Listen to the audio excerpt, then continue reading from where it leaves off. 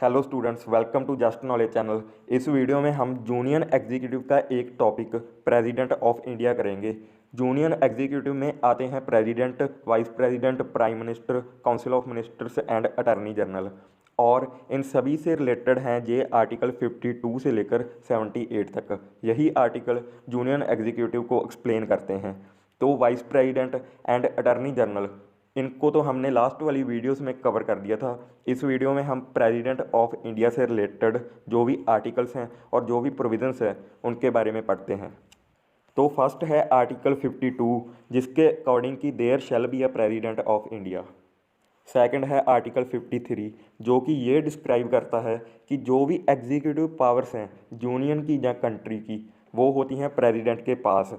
तो executive powers हैं जो, इनसे मतलब है कि जो भी लॉ एंड ऑर्डर के लिए या किसी भी और चीज़ की इम्प्लीमेंटेशन के लिए ऑर्डर्स दिए जाते हैं, वो यूनियन में सारे के सारे orders in the name of president दिए जाते हैं। मतलब कि सभी ऑर्डर्स प्रेसिडेंट के नाम से इशू दिए होते हैं। और इसी के साथ जो भी कंट्री की डिफेंस फोर्सेस होती हैं तीनों टाइप्स की, उनकी सुप्रीम कमांड वो भी प्रेसिडेंट के पास होती है, क्योंकि प्रेसिडेंट सुप्रीम कमांडर है इन डिफेंस फोर्सेस का। इसीलिए जो कोर्ट मार्शल के केसेस हैं वो भी लास्ट में प्रेसिडेंट के पास ही रेफ़र किए जा सकते हैं, उन्हें सुप्रीम कोर्ट में रेफ़र नहीं किया जा सकता। तो कोर्ट मार्शल के केस में लास्ट में रिव्यू करने की पावर सुप्रीम कोर्ट के पास नहीं होती, बल्कि प्रेसिडेंट के पास ये पावर होती है।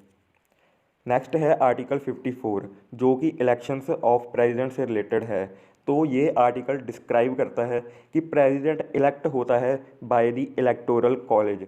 यहाँ पर इलेक्टोरल कॉलेज में वो मेंबर्स होते हैं जो कि लोगों के द्वारा इलेक्ट किए जाते हैं।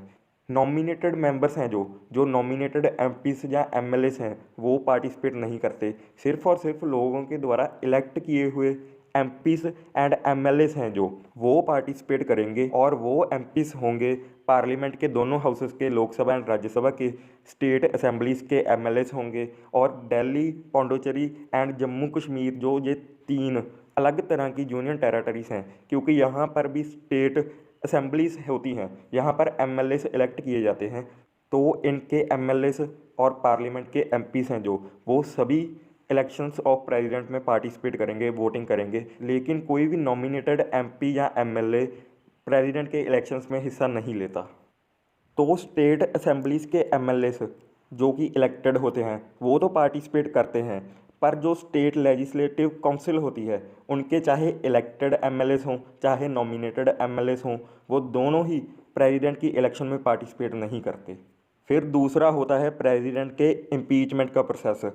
तो उस इम्पीचमेंट में इलेक्टेड एंड नॉमिनेटेड दोनों तरह के मेंबर्स पार्टिसिपेट करते हैं। वो elected and nominated members parliament के या स्टेट असेंबलीज के होने चाहिए।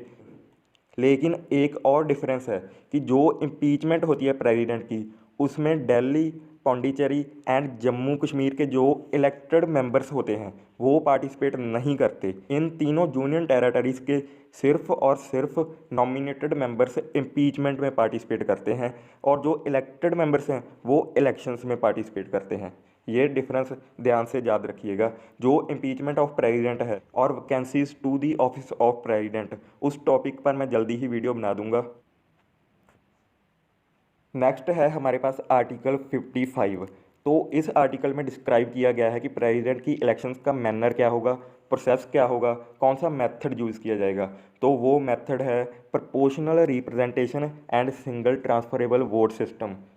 तो प्रेसिडेंट के इलेक्शंस में इस मेथड का यूज़ होता है, proportional representation and single transferable vote system. इसके बारे में वीडियो तैयार की जा चुकी है, उसका लिंक उसे अपलोड करते ही आई बटन में लगा दूंगा।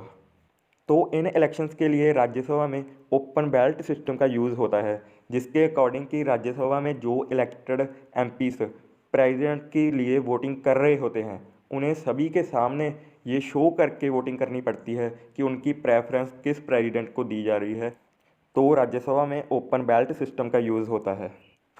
तो ये इलेक्शंस करवाए जाते हैं इलेक्शन कमीशन ऑफ इंडिया के द्वारा, और प्रेसिडेंट को ओथ दिलवाई जाती है by the chief justice of India, जो कि आर्टिकल 60 डिस्क्राइब करता है। तो ये थी सारी प्रोविजंस प्रेसिडेंट के इलेक्शन से रिलेटेड। तो इसमें आर्टिकल 71 डिस्क्राइब करता है कि जो भी डिस्प्यूट्स होंगे इन इलेक्शंस में उनको रिजॉल्व करने की पावर सिर्फ सुप्रीम कोर्ट के पास है।